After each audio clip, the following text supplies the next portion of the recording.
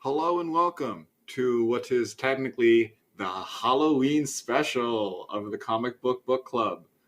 Uh, episode seven, eight, 7 or 8. One of those numbers is the right number.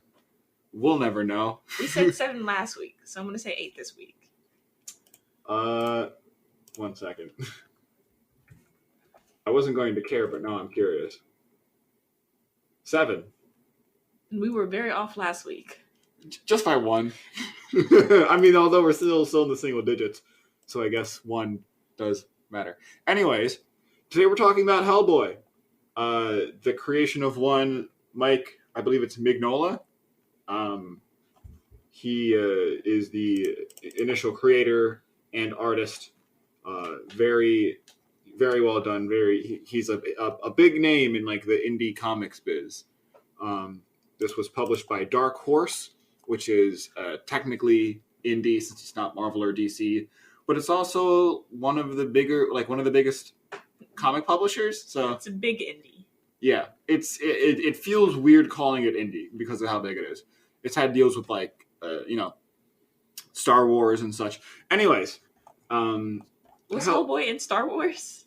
No, but he does appear in a couple of DC Comics video games, so you can watch Hellboy beat up Batman, which is fun. Anyways, Hellboy is a fun world to explore because the world of Hellboy says to the reader, "Hey, in this world, mythology is real," and the reader says, "Oh, cool! So like which? Greek, Norse, like Native England mythology?" And Hellboy says, "Yup, all of it. It's all real. Also Lovecraft. There's a little bit of Lovecraft thrown in there. It's all real. If you don't know any of it, oh well." So yes, jumping right in, the first major story arc is Seed of Destruction. Hellboy himself first appeared in a couple of short stories in one of Dark Horse's anthology ongoings, but Seed of Destruction was his first solo starring series. So right off the bat, part 1 of Seed of Destruction starts in 1944 England, on an island somewhere. It's a transcript written by, I think, an army general. So a unit of U.S. Army Rangers, some obscure I think it's a Dark Horse superhero named the Torch of Liberty, and 3 occultists from Europe named Trevor Broom, and his last name is not spelled like Broom, but that's how they pronounce it. Professor Malcolm Frost and Lady Cynthia Eden Jones are all set up on this island because they got intel coming from Lady Cynthia's paranormal senses that something is going down on this island involving Project Ragnarok, which is the Nazis' paranormal project thingy. Meanwhile, in Scotland, the Nazis are doing weird science occult thingies on a different island. So off the bat, she was wrong. Well, no, she was right, because on the island that they're on, baby Hellboy appears. Yes, but what they're doing to create Hellboy, not on that island. It's on a different island. But she was still right that it had something to do with Ragnarok and something important was happening on this island. And the main power behind Ragnarok is some weird shadowy dude with a beard on. And speaking of shadows, I have to praise Mignola's art style. It is just it's beautiful, and it's the perfect vibe for this weird sci-fi occult thing going on because of the heavy use of shadows and shading and it's beautiful art. It is beautiful. So this Nazi higher up is yelling at the shadowy dude covered in occult symbols because he's like, "You didn't do anything. Nothing changed on this island." And he's like, "Silence, fool. Pontificate. Things will never be the same." And then meanwhile, on the English island, Professor Broom names this little baby devil Hellboy and adopts him. Very rude name. Also not really applicable 50 years later when he's a full-grown man. That's where the story then jumps to. 50 years later, Hellboy works for the Bureau of Paranormal Research and Defense, which I will refer to as the BPRD for short. In Connecticut, so that's fun. Yeah, they live in America now because it's comic books, so everything takes place in America. Broom just got back from an expedition to the Arctic. He kind of came back a little funky, a little weird, and he called up Hellboy for help. He's like, hey, I don't know what's going on. My brain ain't good no more. Hellboy shows up, and Broom is promptly attacked and killed by a frog monster, which launches us into our first action scene.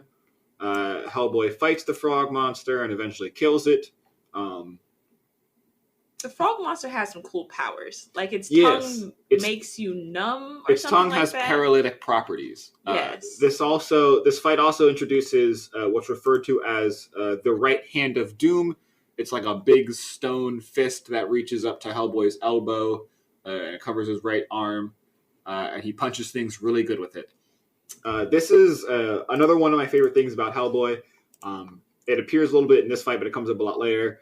There'll be like all the serious stuff going on, and like the bad guy will be monologuing, and Hellboy's just like, whatever, shut up, I'm gonna punch you now. He just yells stuff like, cut that out. And like when he punches something really hard, we'll go like boom. It's just very, very funny. So Hellboy eventually kills the frog thing, and it kind of disintegrates into bones, and the bones are distinctly human, which is weird. And that ends part 1. Part 2 starts off at the mansion, does it not? Yes. Part 2 starts off with Hellboy and company going to the manor home of the other people that were on the Arctic expedition. His companions are Liz Sherman, who is a pyrokinetic, meaning that she has mental control over fire, and a possible love interest at times, and Abe Sapien, who is a fish person. I love Abe Sapien. He's great. I think I only love Abe Sapien because of the movie. Yes, he's given a lot more of a distinct characterization in the movie than in the comics, but in both he's great. I love Abe. He's fantastic. So they interview the mother of the other expedition members because of the 4 people that went on the expedition, one was Professor Broom, one was like a renowned Arctic expedition person, and the other 2 were brothers. So we should mention that they went missing. Yes, all of them went missing. Broom was the only one to like show up, and he was killed by a frog person. So they interview the mother. She's being like weird and cagey. They go to bed.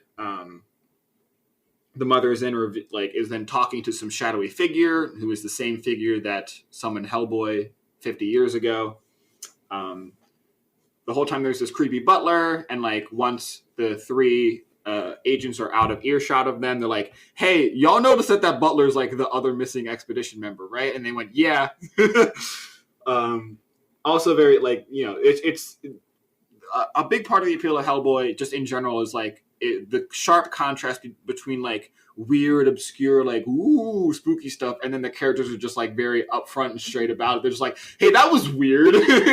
Anyways, let's go shoot a guy. Guys, wasn't that strange? Anyway, I'm gonna go punch something. Yeah, it's great. So Abe dives into the manor's moat to find a way into the basement, and Liz is attacked by more frog monsters. So that's fun. Hellboy then confronts the butler, who turns into another frog monster, and they fight. Hellboy finds the corpse of the mother, who is killed in the same way Broom was, like covered in like the suckers from the paralytic tongue thingy. Hellboy then meets face to face with the shadowy figure, who tries to claim some sort of dominion over him. And Hellboy's basically like, nah, I'm good. And then tentacles are up out of the floor and pull him into the basement. And that's the end of part 2. Part 3 starts off, in the caverns below the manor. The shadowy figure gives some speech about how he summoned Hellboy 50 years ago to release a trapped creature called the Ogdru Jihad. That's fun to say. Do we not know who the shadowy figure is yet? Not yet, technically. It's hinted at. It actually is almost exactly like, if you know your like occult lore, you can figure out with the hints given in part 3. It is directly revealed in Wake the Devil who it is, but I'll get to that in half a second. So the Ogdru Jihad, aka the Seven Beasts or the Seven Who Are One, are these. They're basically like a seven-headed dragon that's stuck in a crystal in space, and the shadowy figure is like a priest of them or something. And he claims that he summoned Hellboy to Earth to free them, and it's his purpose and destiny to do so. Hellboy tells him to, quote, get stuffed, and shoots at him. This is where we learn Hellboy is a terrible shot. Yeah, well, except in this one case, because he does land a headshot, but the shadowy figure, through magic powers, survives and blasts Hellboy back. Really bothered me, because they went through the time to make Hellboy say that he is a terrible shot, and then lands a headshot. Yeah, it's weird. So then the figure says some stuff that basically reveals himself to be Rasputin, the Russian historical figure. Rasputin. That one. Rasputin, however you want to pronounce it. He doesn't like straight up say, hey, it's me, Rasputin, but like he says a very specific set of things about himself that like people that know who Rasputin is would recognize it as Rasputin. The butler monster appears again and fight ensues. Punch, punch, shoot, shoot, etc. Rasputin says that the other two expedition members, the brothers, were also turned into frog monsters and killed their mother. At this point, it cuts away to Abe, who finds the two cradling their mother's body, and then they just kind of disappear into the waters. And Abe's like, I'm not going to follow him. Yeah. That seems like another problem. That is resolved a while later. Like, that becomes, the fact that those two survived becomes important much later on within Hellboy lore. But not important right now, so we're moving on. My next note is Hellboy punch, frog punch, etc., etc. Rasputin is still pontificating this whole time. He talks about how the Ogdru Jihad reached out to him, and that led him to working for the Nazis in Project Ragnarok. And he picked, in particular, 3 other members of the project to be sort of his acolytes. The Nazis wanted like just general power from the occult, but Rasputin's goal was always to summon Hellboy and free the Ogdru Jihad. After the Nazis lost World War II, he went to the Arctic to find a subsidiary, I guess, of the Ogdru Jihad called the Sadu Hem, which is another smaller tentacle monster that was left in the Arctic by the Ogdru Jihad as a foothold in Earth. And then he kind of went to Rasputin went to hibernation there. And was eventually found by Broom's expedition, which kicked off the whole story in part 1. The Sadu Hem is what turned all of the normal people into frog people, using the power of the Ogdru Jihad. Rasputin then reveals that he has some sort of hypnotic power over Liz, and that he's planning to use her pyrokinetic powers to awaken and release the Ogdru Jihad.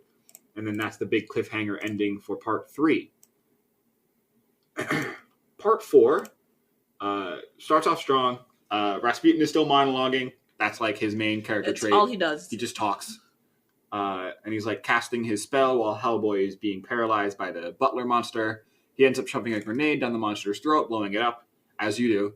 As one does. As one does. Rasputin manages to complete enough of his spell using Liz's power that a crack appears in the Ogdru Jihad's crystal space prison. And I gotta say, I love the fact that like there's all this mysticism surrounding it, but like it's literally just like a dragon in a crystal space prison. You say it like it's not the coolest thing in the world. No, it is cool, but it's also like there's all this like like 7 beasts that are one, but it's like it's just like a dragon and a rock in space. You can really just say dragon and rock in space. It's fine. Yeah. Abe then shows up, accompanied by the ghost of the ancestor of the manor, who is also an Arctic explorer. He shoots Rasputin with a harpoon gun, which wakes Liz out of her trance. Then Liz explodes. She survives because she's a pyrokinetic, but she explodes, which destroys Rasputin and sets the Sadu Hem on fire. It then thrashes around, destroying the chamber. Liz and Abe escape. Hellboy sticks around to punch Rasputin's ghost and crush the skull that is left over, Rasputin's skull. The trio then sit in the wreckage and reflect, with Hellboy particularly being shaken by Rasputin saying that he will never know his true identity, power, purpose, etc.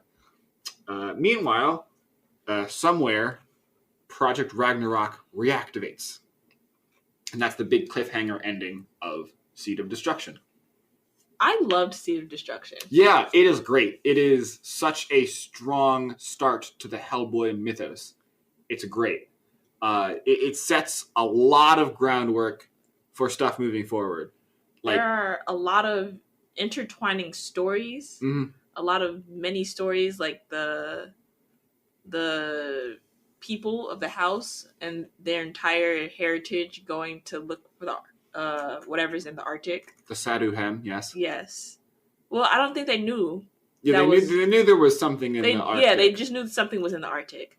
And their entire family is going to try to find it, and no one finds it, and that's the curse of the family or something. Yeah. And then it's resolved by them finding it, and they get double cursed.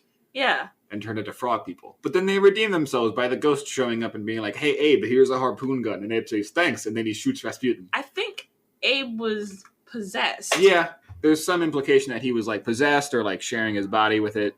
Like, a mutual whatever. Yeah. It's also just fun. As I've been talking about, it's just fun because of Hellboy's character. Like, there's all this, like, ominous stuff getting around. He's just, like, yelling, like, get bent! And, like, punching stuff and shooting things with his gun.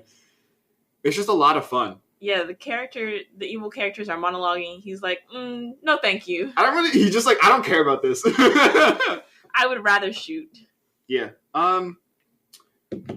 Since we're talking, you want to talk about the movie now? Since before we get into Wake the Devil, let's talk about the movie. Let's talk about the movie. I haven't seen it in a while. I do remember that enough stuff has changed that it's kind of weird.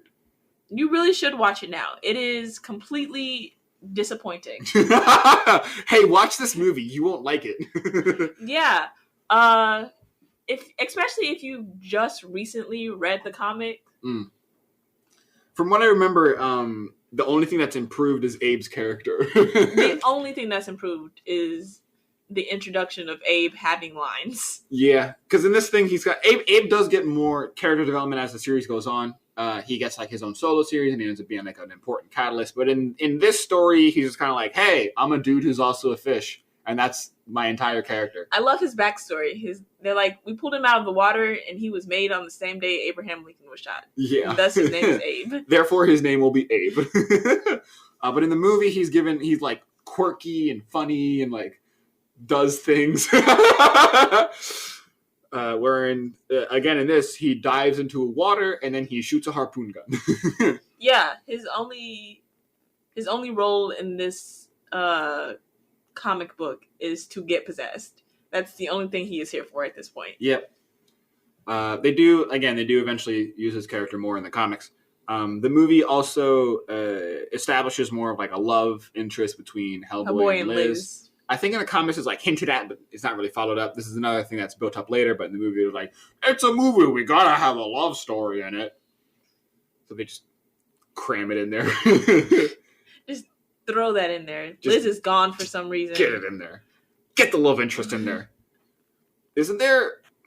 Is it this movie or the sequel where there's like a subplot how there's like an agent that Hellboy gets jealous of or something? It's this movie. Right, that's right. There's a really weird B plot where like Hellboy's like stalking Liz because she's going on dates with another guy. Yeah. And I think isn't there like a kid who's like, hey, there's Hellboy? There's a kid and he's like, oh my gosh, Hellboy's here. And he brings him cookies and Hellboy's like, look at that sucker down there with my girl. Hush, child. I'm busy stalking my ex-girlfriend. I think he tells the child that they're like spies or something, and the child's like, they don't look like spies. He's like, look at that smile. That's a stalker smile. Yeah, it's cute. Ron Perlman does a great job as Hellboy. Absolutely amazing. Yeah. So funny. Especially with this is before CGI was like widely a thing. In terms of like mixing CGI with live action. So this was all done with prosthetics, with practical effects. But yes, it was written and directed by Guillermo del Toro, who is sort of famous for Guillermo del Toro also did Pan's Labyrinth and Shape of Water. So he knew what he was doing in the creepy sense. In terms of like using like monsters and practical effects and everything. So like Hellboy's horns are real, like practical makeup. Abe Sapien's whole deal is practical effects. It's great. It's a good movie. Don't read and watch back to back. Don't read and watch back to back. Or you can watch then read. Yes, that is always good. Ideally, comic book movies exist to get people interested in the source material. So watch then read is great. Other way around, not that great of an experience. They're both great pieces of media, but it's not a great experience to do it back to back. If I remember correctly, there's also a lot more CGI tentacles. I mean, there's tentacles in the book. The movie's plot does not follow the comics book plot, like, whatsoever. The only main thing that they have in common are frog monsters. And Rasputin is there, but he's doing something different, I think. Yeah, well, it's a comic book movie. And this was in 2004, so this was a comic book movie pre-MCU. So they were still kind of in this time, if you were making a comic book adaptation, it had to be like a movie first and then a comic book movie second. So things had to be, like we were talking about earlier, how they forced like the love interest in. Things had to be changed so that it more fit in with how a movie in general is made. Nowadays, comic book movies can be more comic book movies. They can be more like comic books than they are like movies. But yeah. But still, good movie. I'd recommend it. I would not. Well, that's because, again, you read then watched. If you're just going to watch the movie, then I recommend it. But anyone who's part of the comic book club should have, in theory, read the comic book. In theory. So, if you're listening to this, give it like, wait a while. Give it like a month, and then give it to the point where you can sort of remember the events of the comic book, and then watch the movie. But yes, fun movie. Moving on, we are now talking about the second major storyline, Wake the Devil. There are two shorter stories that chronologically take place between Seed of Destruction and Wake the Devil, but we're not talking about those. We're just going to skip over those for now. This is where I get real confused because everyone's name is suddenly Russian or German. And they're just throwing them in there. And they're just throwing them out there like it's nothing. I will try to pronounce the names best I can. And because of these shadows, all white people look alike. Yeah. I might just refer to them as like vague character descriptions instead of their real names. But we'll see. Part one starts off with vaguely rich person. This was the same issue as when we were talking about Batman with Lincoln March, how like there's a character where it's just they're character rich. Type is rich man. Yeah, their job description is being rich. It's not clear what exactly he does. I believe he is some sort of his name is Roderick Zinco, and like there's a lot of technology in Wake the Devil that has like the Zinco logo on it, so he's some sort of technology man. But I don't know. Technological. So Zinco has an interaction with Rasputin's ghost and tracks down the remnants of the Ragnarok project, which at this point is just the three acolytes that Rasputin had picked. And he sort of reactivates their base and like reawakens them. They were just chilling up there, I guess. They were just chilling. They were probably like lying in wait for Rasputin to return or whatever. And then Zinco's like, hey, he returned. And they're like, sick. Meanwhile, the BPRD is briefing Hellboy and other agents on, here comes the first name, Vladimir Girescu. I'm just going to call him Vlad. Vladimir. I'm just going to call him Vlad, our good friend Vlad. A vampire who was a minor historical figure. I'm not sure if he was actually a historical figure, like if Vladimir Girescu is a real person. Could be. Hellboy does that sometimes.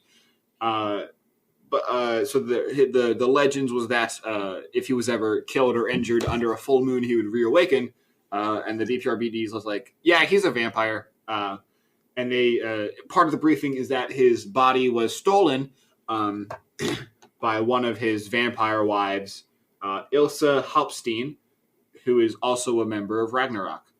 They believe that Hopstein intends to revive Vlad using the magic chamber in his castle in Romania. But they don't know which castle is the actual historical Girsku castle. They have 3 possible sites, so they split their agents into 3 teams. Hellboy is going solo, Abe and Agent Clark, and then Liz, Agent Waller, and a new kid, Agent Leach.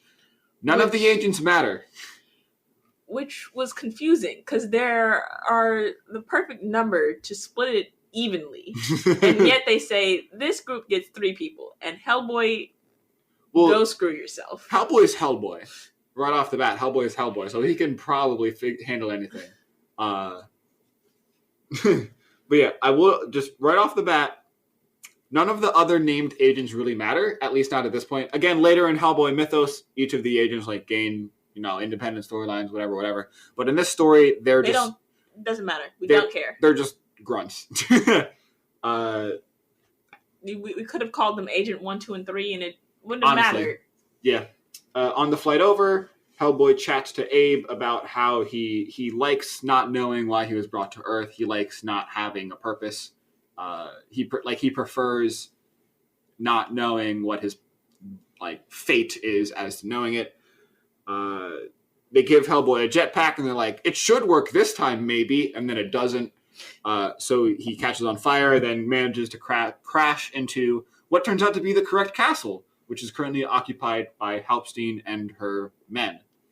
And that's the end of part 1. Part 2, Hellboy fights a super Nazi with a robot arm who yells at him in German, and I looked it up. He is calling him a circus monkey in that scene. Yeah, that's nice. He's just yelling circus monkey as he fights him with a robot arm. Halpstein sort of has a flashback to the night that Hellboy was summoned. It's the same night that she was told that her lover, Vlad, was betrayed and killed by Vlad's other vampire wives. In the present, as Hellboy is fighting the super Nazi, she is visited by... Hold on. Yes. What does Vlad have to do with Ragnarok? Or is... So, this is revealed later. It's sort of talked about, but... this girl just bringing back her old lover for the kicks. So, during World War II, when they were working... When Ragnarok was a division of the Nazi movement, Halpstein was sort of, I guess, Vlad's representative, I guess. He sent her to join Ragnarok. But then, while she was working with Ragnarok, she ended up becoming a follower of Rasputin, and by extension, a follower of the space dragons. But I think this is fueled by love. She's this is her first opportunity to revive her vampire boyfriend, who was betrayed by his other vampire wives and such. So that's her motivation.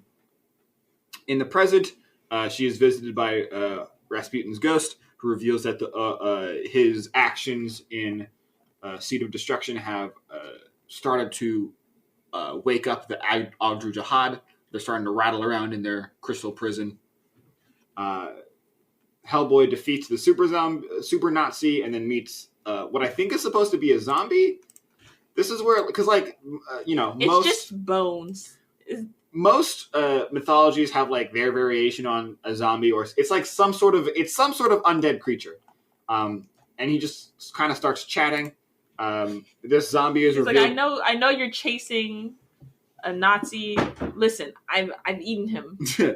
So we're gonna chat a bit about my son Vlad. Yes. So this undead thing is Vlad's father, and he talks about how he found Vlad dead in a frozen river. But he sacrificed Vlad's body to Hecate, who is the Greek goddess of magic and of the moon. Is that how you say it? I think so. Hecate or Hecate. I went on YouTube to look up a pronunciation before the show started, and I'm pretty sure it said Hecate. Okay. I don't know. How would you have pronounced it? Hecate. Hecate? Hecate. Okay. I'm pretty sure it's Hecate. I don't know. Anyways, we're going to call her Heck. Just to get rid of any... They call her something else. They call her the moon goddess. Yeah, they use a lot of titles, but it's another thing where if you know your mythologies, then you know that they're talking about Heck. This is Hellboy is just so good at like setting things up and then paying them off much later on. Like Heck becomes a major antagonist later on in the Hellboy mythos. I think she was the main antagonist of the 2019 movie with David Harbour. But which is a shame because I really liked her in Percy Jackson.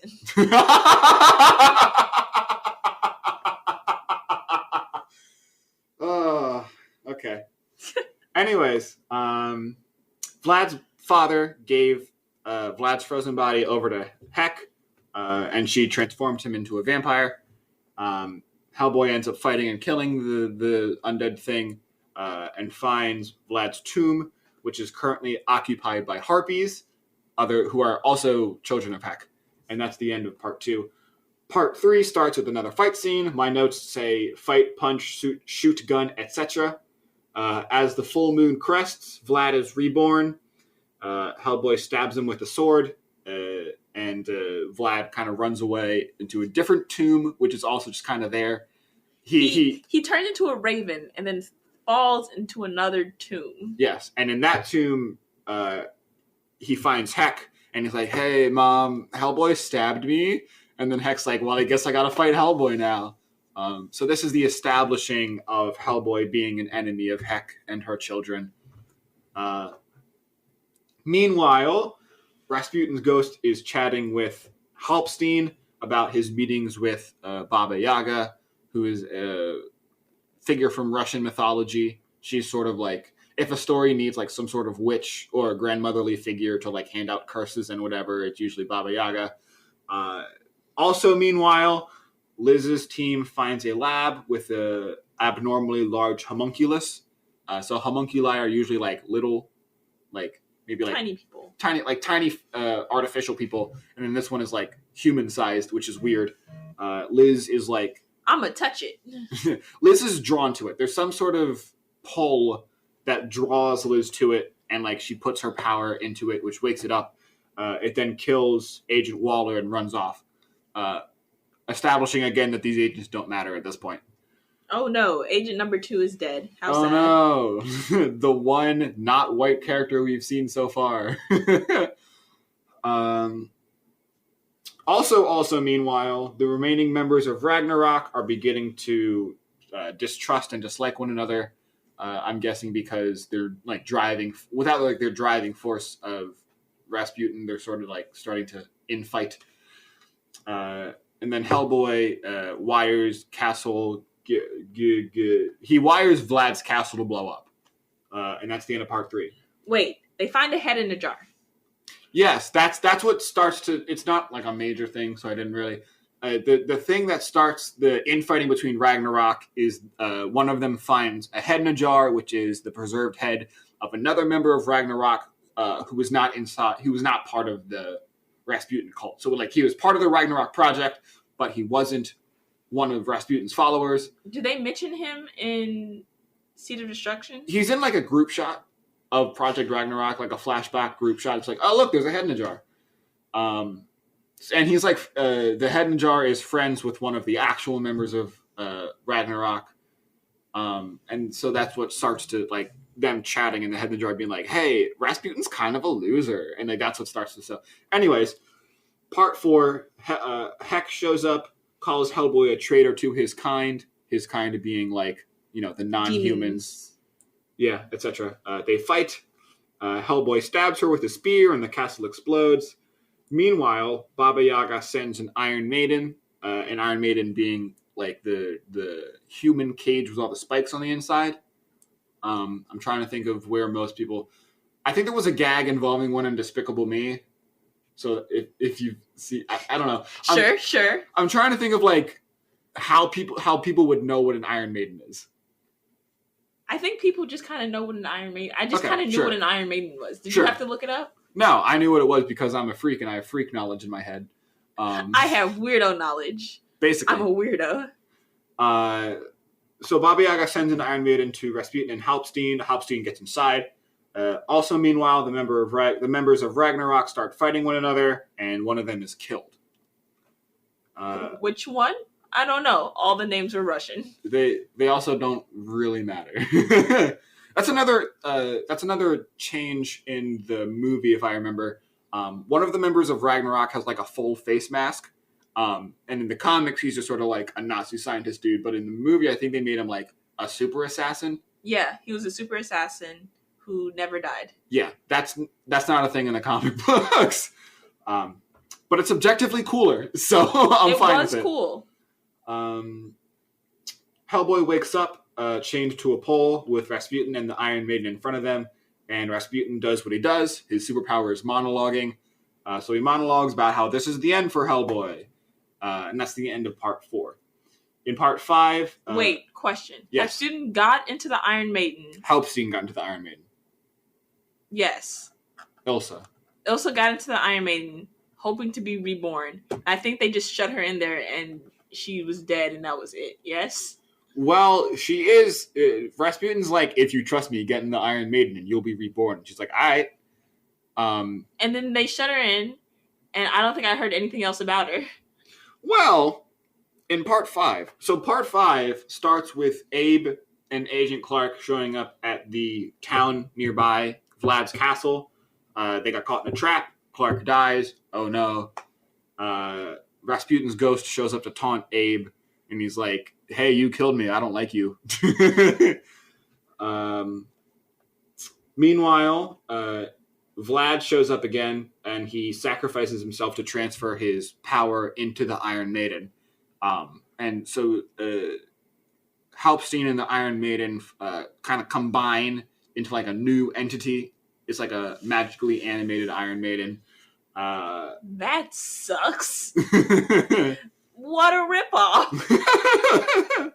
The Iron Maiden then eats Hellboy, just like swallows him whole, and he's sent to the Void. While he's in the Void, Hellboy comes face to face with the Ogdru Jihad. His horns grow back and like a flaming crown appears, and a voice in his head tells him that he is given a choice. He either awakens the beasts and frees them, or he dies right then and there.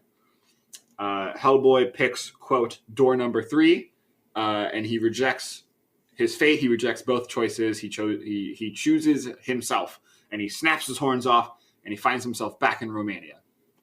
Very, very big dramatic moment going on. Done in true Hellboy fashion, where Hellboy just doesn't care. Yeah, true Hellboy fashion, where people are pontificating and he says, screw you.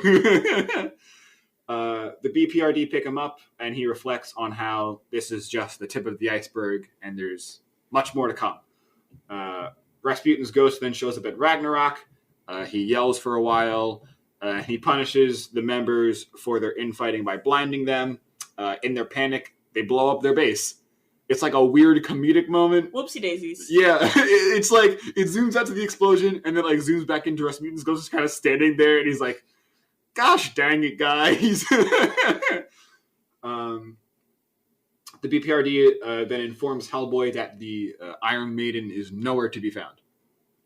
Then in the epilogue, Rasputin's ghost is at the World Tree, and he's chatting with Baba Yaga, and he resolves to begin fighting for himself. He's no longer going to be serving any greater power. He's going to be working for himself, which is like... As Rasputin should do. Honestly, yeah. Get that back, Rasputin. Man. Yeah. If you haven't died thus far, you might as well fight for yourself. I mean, he's dead now, but he's like still hanging around because he's a ghost. Like if you've got that strength of spirit, do your own thing, man. They did so much to try to kill Rasputin, and it was a harpoon gun. It was a harpoon gun that did him in. Well, it was harpoon gun. It was a fish man possessed by an angry ghost with a harpoon gun. Yeah, and that's the end of Wake the Devil. So what'd you think of this one? I was just confused because of all of the Russian and German names.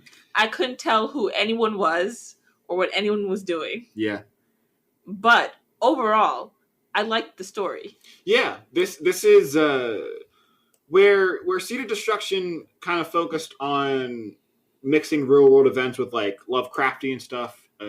Wake the Devil is the beginning of them of Mignola taking more traditional mythologies and like putting his own twist on them and like mixing them together. the epilogue has Baba Yaga hanging out at the World Tree, and that's Russian mythology mixing with Norse mythology. Or like having like the Romanian vampire thing, them being like servants of the Greek goddess of magic, etc., etc. And it's also just fun. Hellboy's just like fun to read because there's a perfect blend of like this heavier mythological, magical, whatever, with just like sci-fi weirdness and just kind of like weird jokes that are just thrown in.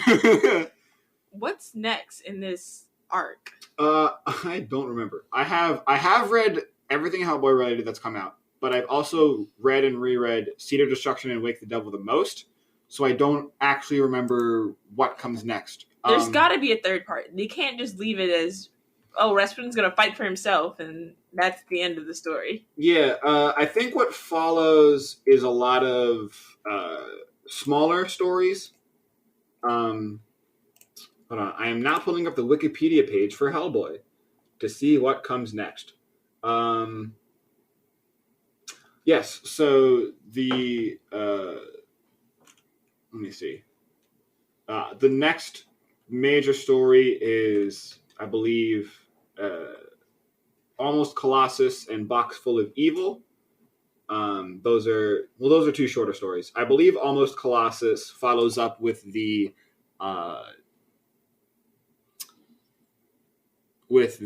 my brain just blanked, with the homunculus that like stole Liz's power or whatever.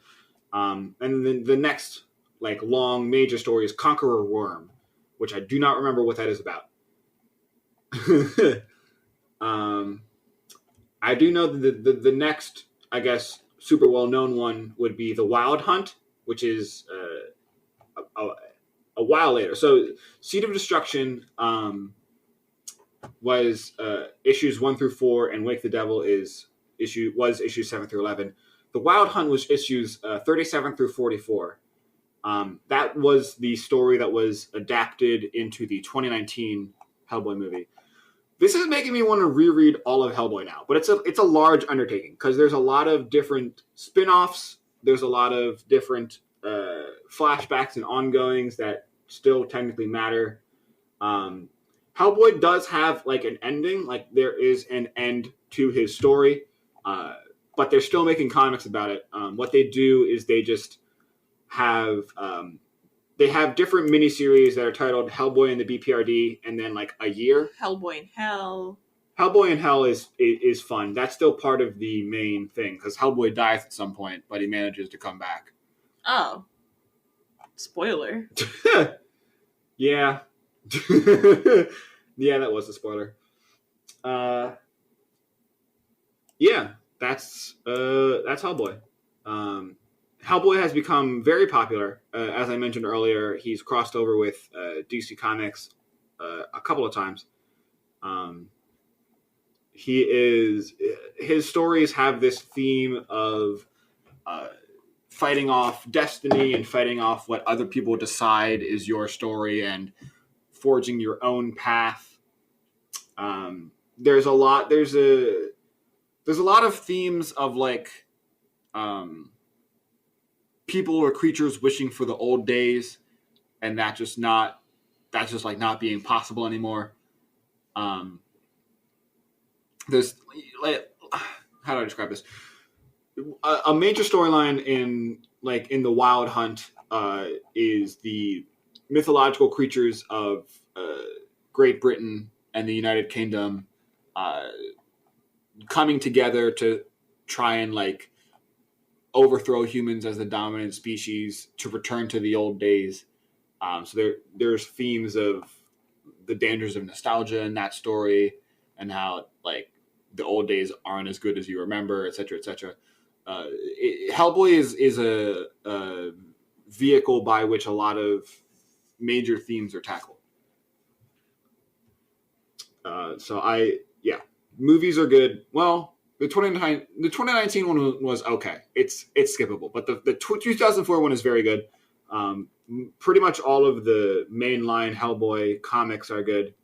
I recommend it. Hellboy is definitely like one of my favorite just comic characters in general.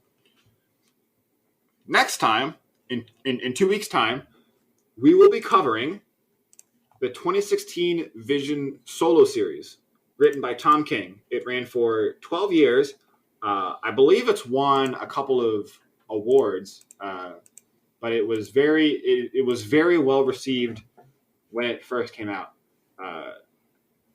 We chose to do this because of the upcoming Disney Plus series, WandaVision, which I believe is partially taking its inspiration from this series.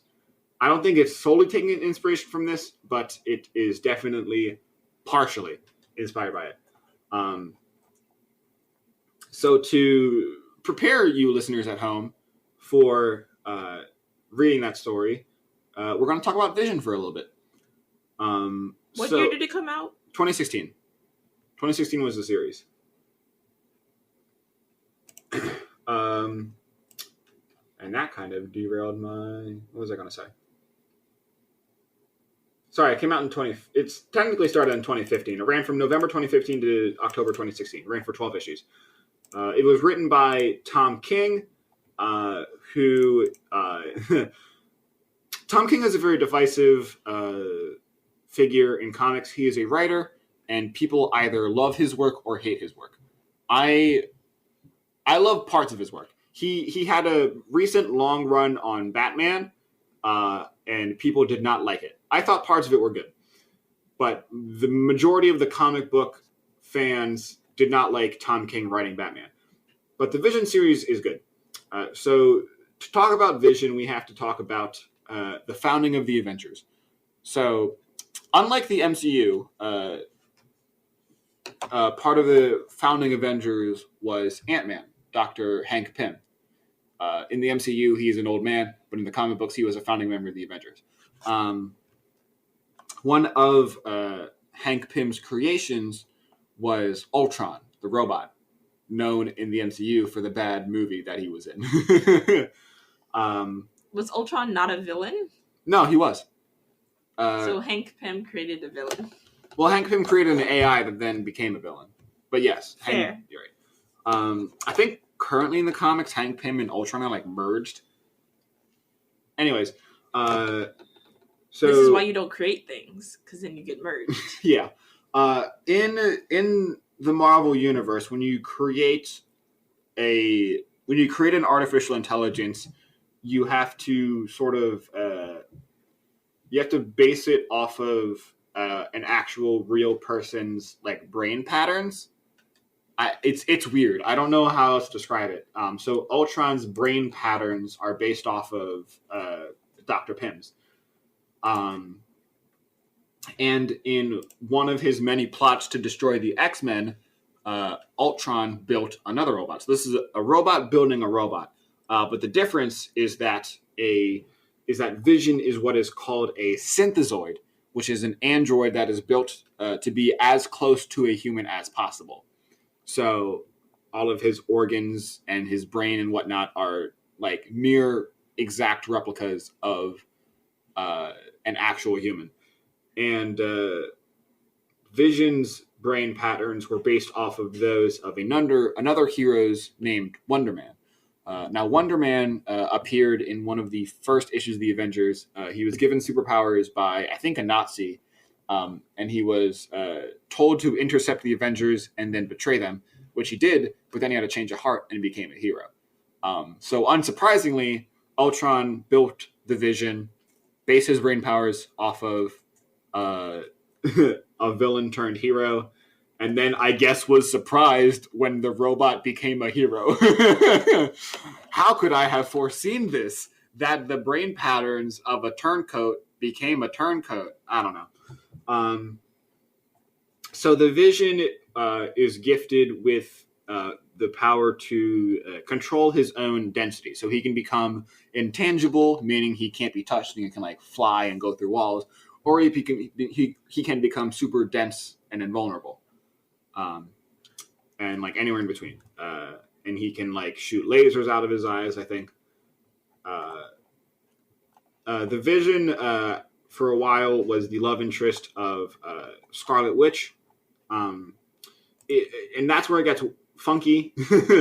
in the MCU, it's only ever been Vision and Scarlet Witch are a thing, but in the comics, there's been ups and downs because at times Vision has ranged between having no emotions and just being like a straight up robot to having like the full human scope of emotions. So naturally, that puts a strain on someone's relationship. The main gimmick of the 2016 series is that Vision has built himself a family of other synthezoids. So at this point in the comics, he is no longer with Scarlet Witch. So this is a robot who built a robot who built himself a family of robots. Yes, he built himself a wife. He built himself a teenager son and daughter, and he built himself a dog.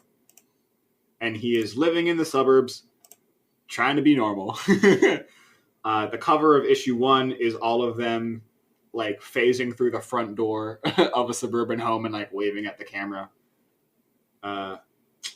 Yeah, fun times. Let's read the blurb that is inside the cover of issue 1. The Vision is a synthezoid, an android composed of synthetic human blood and organs. He was created by Ultron to destroy the Avengers, but he instead turned on his, quote, father, and he's been a member of the superhero team ever since. Recently, Vision purged the emotions associated with his memories from his hard drive in order to keep his processing system running smoothly. But the consequences of this action have yet to be fully realized. So at this point in the lore, as it says, Vision had disconnected his memories from the emotions that are tied to them. So he now has the how do I call it? There's a word I'm looking for that I can't find. Pardon me. I know this is not good radio. He has the facts of the memory. He has the like direct events that would happen, but it doesn't have any of the emotional connections to them. Interesting. So that's the sort of groundwork going into this series. I've read this before and I really like it. I wish I could find anything about like the awards that it won because it did win awards. It was very, very good, very well received at the time. I chose it because it is not a traditional superhero story. I'm now on Tom King's Wikipedia page, looking to see if he won any awards for Vision. Doesn't look like it. Or I'm just not finding it. Who knows? But yes, that is what we'll be reading in 2 weeks' time. 2016 Vision. I'm sure you can find it collected somewhere. I'm looking forward to it. Yeah, I'm looking forward to rereading it. In the meantime, if you have questions, comments, suggestions, anything, if you want to talk to us about literally anything, you can tweet us at CBBCPod. That's at CBBCPOD. Or you can email us at cbbcpod@gmail.com. You can, like, literally, if you want to send us a headline, if you want to tell a funny joke about comics that you thought of, if you have a suggestion for something we would read on the air, literally anything you want to talk to us about, you can. Please. We are desperate for audience interactions.